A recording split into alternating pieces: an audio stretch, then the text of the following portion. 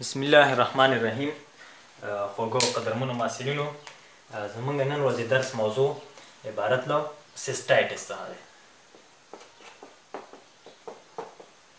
سیسټایټس وایي انفلامیشن اف بلډر یا د مثانې التهاب ته ویل کیږي.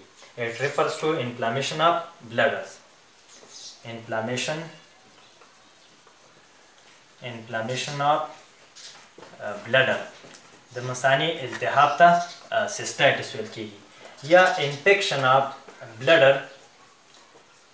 انفیکشن اف بلډر د مثانې انتان ته هم سیسټایټس ویو، خو دغه انفیکشن اف بلډر یا د مثانې انتان ته ځکه سیسټایټس ویل کیدای شي نور عوامل هم ولري، لکه د ټروما له کبله یا راډیشن له کبله هم سیسټایټس رامنځته کیدلی شي. نو انفلامیشن اف بلډر یا د مثانې التهاب عبارت له سیسټایټس څخه دی.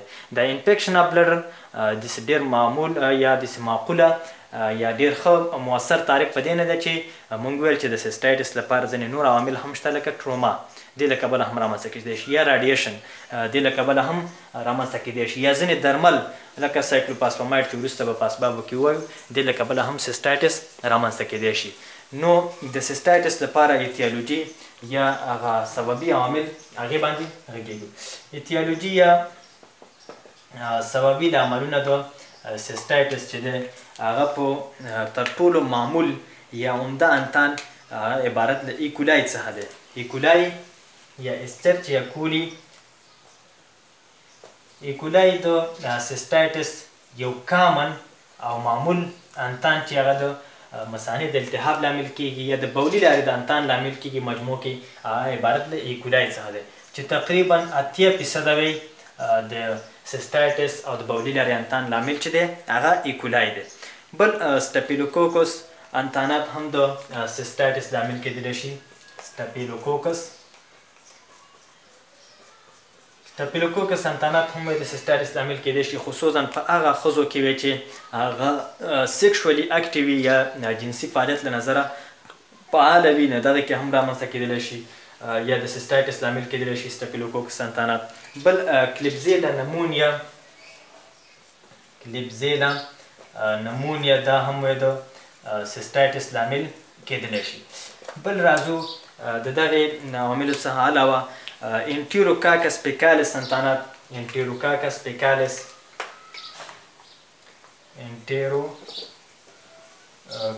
پیکالیس هم د سیسټایټس لامل کیدلی شي. د دې څخه علاوه ځینې وایرسونه لکه اډینو وایرس او همدارنګه ځینې دواګانې راډیشن هم د سیسټایټس لامل کیدلی شي. لکه وایرسونو کې مونږ ویل چې اډینو وایرس، همدغه شانتې ځینې دواګانې لکه سایکلوپاسفاماید. د دې څخه علاوه شعاګانې یا راډیشن هم د سیسټایټس لامل کیدلی شي. راډیشن چې سیسټایټس مختلف ډولونه لري چې وروسته بیا ووایو چې په دې کې به دغه درې شیان چې اډینو وایرس، سایکلوپاسفاماید او راډیشن دی وایي دا د هیموراجیک سیسټایټس لامل کیږي. هیموراجیک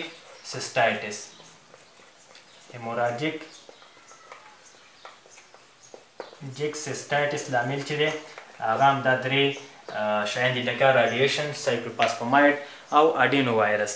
راځو د سیسټایټس په ټایپونو یا ډولونو باندې غږېږو. سیسټایټس وایي مختلف ټایپونه یا مختلف ډولونه لري چې عبارت دی لکه مثلا بکټیریل سیسټایټس، همدغه شانتې هیموراجیک سیسټایټس، پولیفوئډ سیسټایټس، مختلف ډولونه لري چې یو په هغې کې هیموراجیک سیسټایټس دی. اول هیموراجیک سیسټایټس.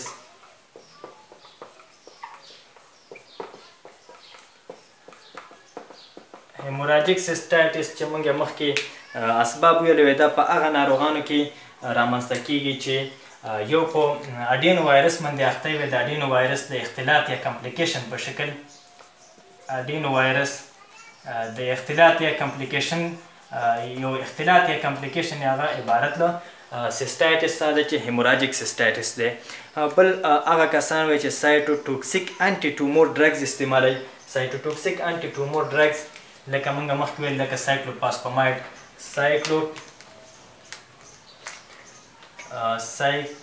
سایټوټوکسیک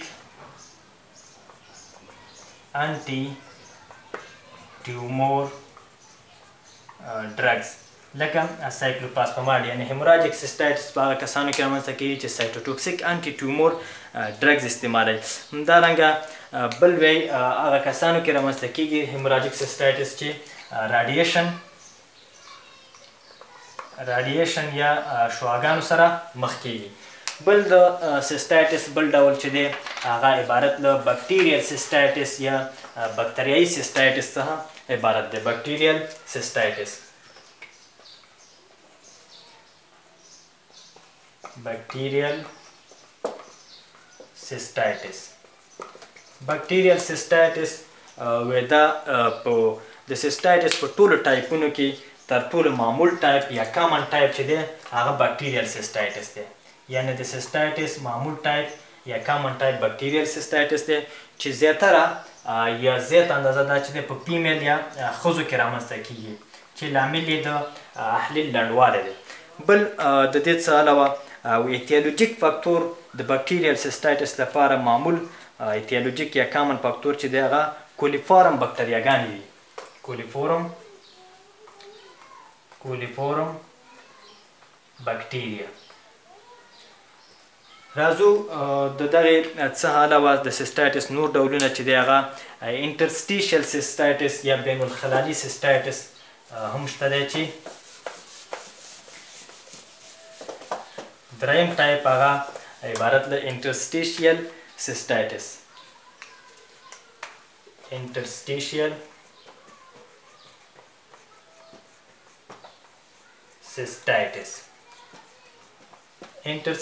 سیسټایټس دا د کرانیک پیلویک پین سینډروم په ښځو کې وي د کرانیک پیلویک پین سینډروم یو معمول لامل ګڼل کیږي. کرانیک پیلویک پین سینډروم یو معمول لامل ګڼل کیږي. بل دا چې انټرسټیشل سیسټایټس کې وی د دې عمده کریکټرسټیک یا نښه چې دا هغه سوپرا پیوبیک پین دی. سوپرا پیوبیک پین یا لور ابډومین پین چې د ناروغ د بطن په سفلي ناحیه کې د درد څخه شکایت کوي. چې دغه سوپرا پیوبیک پین وی د مثانې د ډکېدلو سره زیاتیږي. یعنی کله چې بلډر پیل کیږي یعنی پیلنګ اف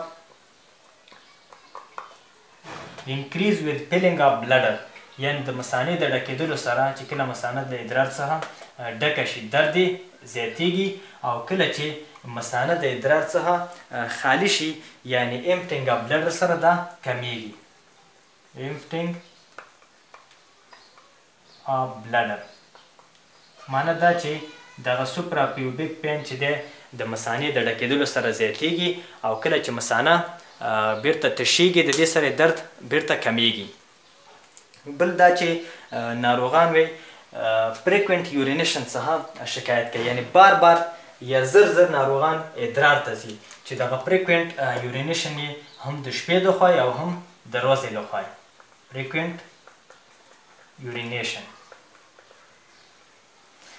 بل وصف د انټرسټیشل سیسټایټس هغه دا دی چې ناروغان د دغې اعراضو علایمو څخه علاوه ویل کیدای شي ارجنسي هیماچوریا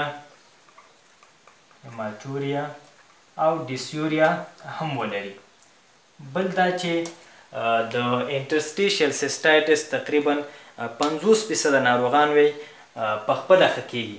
یعنی 50% ناروغان د انټرسټیشل سیسټایټس چې دی هغه په خپله ښه کیږي او کوم تداوي ته اړتیا نه لري. او که چېرته وخت پې تیر شي وی د انټرسټیشل سیسټایټس ناروغ باندې وخت زیات تیر شي نو د دې په د مثانې په جدار کې ترانسمورل فایبروزس یا د مثانې په ټول جدار کې کومه خاطیه شاده تخت المخاطیه شاده عضلي طبقه ده په دې کې ترانسمورل فایبروزس رامنځته کیږي. ترانسمورل فایبروزز رامنځته کیږي چې د دغې له کبله د مثانې هغه دیوال چې دی هغه کنټرکټډ کیږي. نو ځکه وایي ناروغانو کې کنټرکټډ بلډر وخت تېرېدو سره ناروغانو کې کنټرکټډ بلډر یا مثانې تقلصي حالت د ټرانسمورل فایبروز له کبله مثانه داسې تقلصي حالت ته ځي چې دغې ته کنټرکټډ بلډر ویل کیږي. بل راځو د انټرسټیشل سیسټایټس څخه علاوه د مثانې د التهاب نور مختلف ډولونه هم شته دی چې لکه مثلا پولیپویډ سیسټایټس، څلورم ډول یې پولیپویډ سیسټایټس دی. د دې څخه علاوه ایزونوفیلیک سیسټایټس،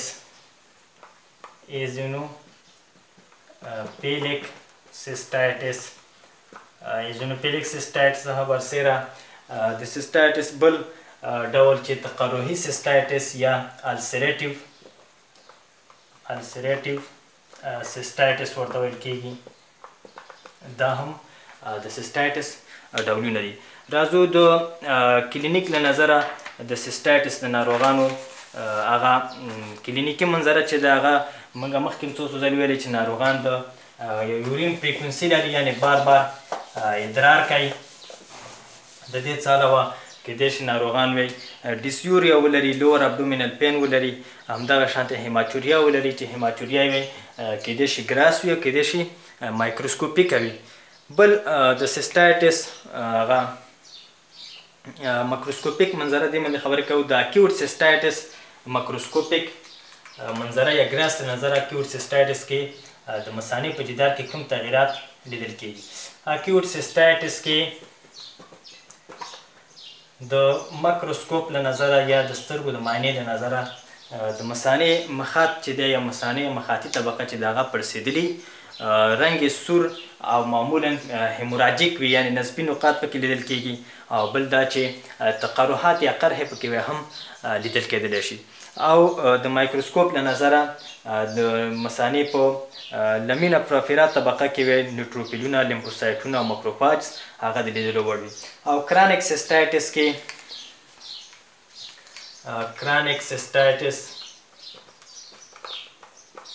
د ګراس له نظره په یا د سترګو د معاینې له نظره د مثانې په مزمن التهاب کې مخاطي شا اپیتیلیم چې دی دا مخاطي اپیتیلیم دا پڼ شوی یعنې پیړ شوی او سور رنګه ښکاري. او بل دا چې پولیپویډ کتلې پکې موجودي.